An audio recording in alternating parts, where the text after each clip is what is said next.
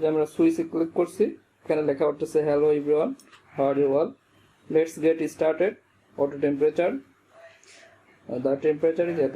যে টেম্পারেচারটা এত হয়েছে, সাথে সাথে আপনারা দেখতে পাচ্ছেন আমাদের ফ্যানটা ঘোরা শুরু হয়েছে। এই যে একটা ফ্যান লাগানো হয়েছে, ফ্যানটা ঘোরা শুরু হয়েছে। তারপরে কয়েকটি তিনটি এলইডি আমরা লাগাইছি এখানে। আর এখানে আপনারা দেখতে পারতেছেন কানেকশন, এই যে কানেকশন দেখতে পারতেছেন। একটা অর্ডুনো আমরা লাগাইছি, বেডবোর্ড লাগাইছি, এখানে একটা সুইচ আমরা লাগাইছি, এই যে দেখতে পাচ্ছেন একটা সুইচ আমরা লাগাইছি এই যে।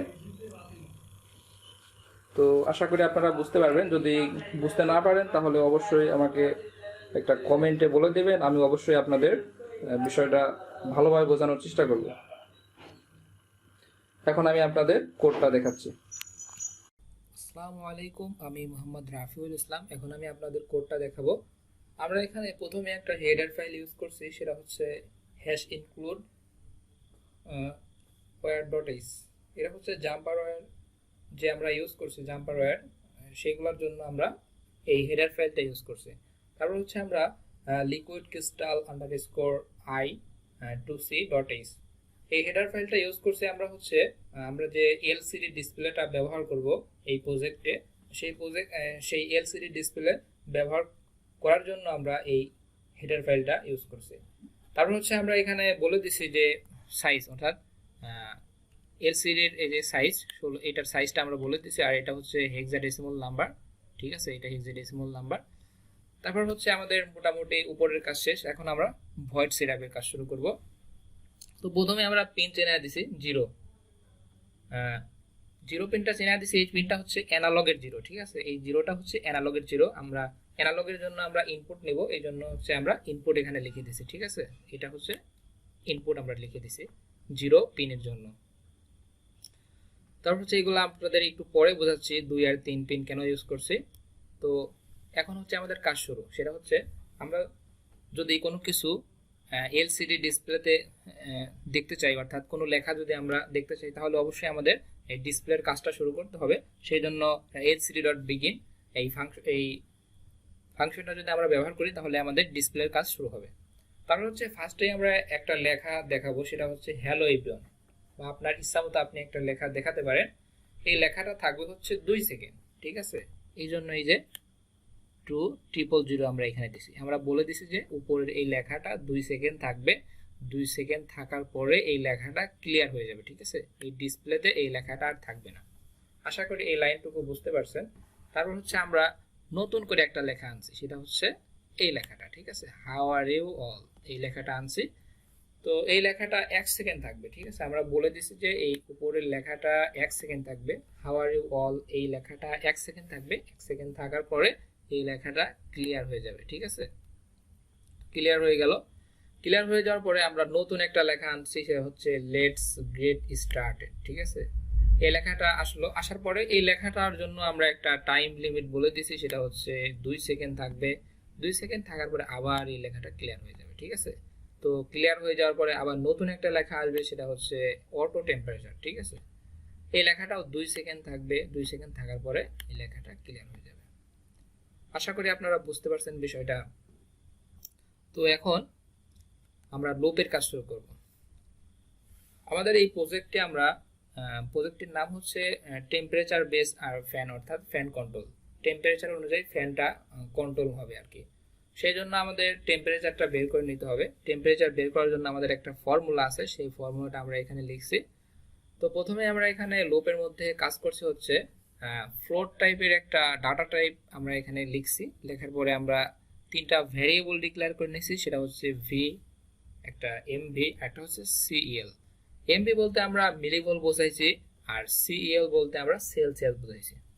তো ভি এর মধ্যে আমরা ইনপুটটা নেব, ঠিক আছে। আমরা যদি কোনো কিছু অর্থাৎ অ্যানালগের জন্য কোনো কিছু ইনপুট নিতে যাই, তাহলে অবশ্যই আমাদের অ্যানালগ রিড এটা লিখতে হবে, ঠিক আছে। এটা লেখার পরে পিন নাম্বারটা বলে দিতে হবে যে কত নাম্বার পিনের জন্য আমরা ইনপুটটা নিচ্ছি। তো আমরা প্রথমেই কিন্তু ভয়েড সেটআপে বলে দিছি যে পিন মোড 0-তে আমরা ইনপুট নেব, আমরা কিন্তু বলে দিছি। যদি বুঝতে না পারেন একটু পজ করে নেবেন, ভিডিওটা পজ করে দেখবেন, অবশ্যই বুঝতে পারবেন। তারপর হচ্ছে আমরা মিলিভোল্ট বের করার একটা ফর্মুলা আছে, সেটা হচ্ছে ভি ভাগ 1024.0 ইন্টু 5000। এটা হচ্ছে মিলিভোল্ট বের করার সূত্র, এটা আপনাদের মনে রাখতে হবে। তারপর হচ্ছে মিলিভোল্ট ভাগ 10, এটা দিয়ে আমরা সেলসিয়াস বের করছি, এটাও একটা সূত্র, সেলসিয়াস বের করার সূত্র। তো আমাদের সেলসিয়াস কিন্তু বের হয়ে গেল। এখন আমাদের কাজ কিন্তু অর্ধেকের বেশি কমপ্লিট হয়ে গেছে। তো সিরিয়াল প্রিন্ট এটা আপনাদের বুঝতে হবে না, আপনারা এখানে চলে আসুন এলসিডি ডট প্রিন্ট, অর্থাৎ আমরা দ্য টেম্পারেচার ইজ এই লেখাটা আমরা দেখতে চাচ্ছি এলসিডি ডিসপ্লেতে। তো এই লেখাটা কত সময় দেখতে চাচ্ছি সেটা আমরা এখানে বলে দিছি, 1 সেকেন্ড দেখতে চাচ্ছি। তারপর হচ্ছে আমরা এটা ক্লিয়ার করে দিছি। তারপর হচ্ছে সেট কার্সার, এটা আপনাদের না দিলেও হবে, কোনো সমস্যা নেই। তো ক্লিয়ার হয়ে যাওয়ার পরে নতুন একটা লেখা আসবে হচ্ছে সেলসিয়াস, অর্থাৎ আমরা কত, অর্থাৎ আমাদের তাপমাত্রাটা কত সেটা আমরা যে ফর্মুলা বের করলাম, অর্থাৎ ফর্মুলার সাহায্যে যে আমরা তাপমাত্রাটা বের করলাম সেটা ডিসপ্লের উপর দেখাবে। তো এটা দেখানোর পরে কোনো নিউ লাইন হবে না, সাথে সাথেই আরেকটা জিনিস দেখাবে, ডিগ্রি অর্থাৎ স্পেস। সেলসিয়াস দেখানোর পরে স্পেস পিন হবে, স্পেস পিন হওয়ার পরে ডিগ্রি দেখাবে, ঠিক আছে। তারপর হচ্ছে এই টোটাল লেখাটা থাকবে হচ্ছে 2 সেকেন্ড থাকার পরে এটা ক্লিয়ার হয়ে যাবে। তারপর কন্ডিশন চেক করবে যে সেলসিয়াসটা 29 এর চাইতে 29 এর সমান বা 29 এর ছোট কিনা। যদি এই কন্ডিশনটা সত্যি হয় তাহলে ফ্যান স্পিডটা সিম্পল থাকবে, ঠিক আছে। এই লেখাটা দেখাবে, ফ্যান স্পিডটা সিম্পল নয়, মূলত এই লেখাটা ডিসপ্লের উপরে দেখাবে।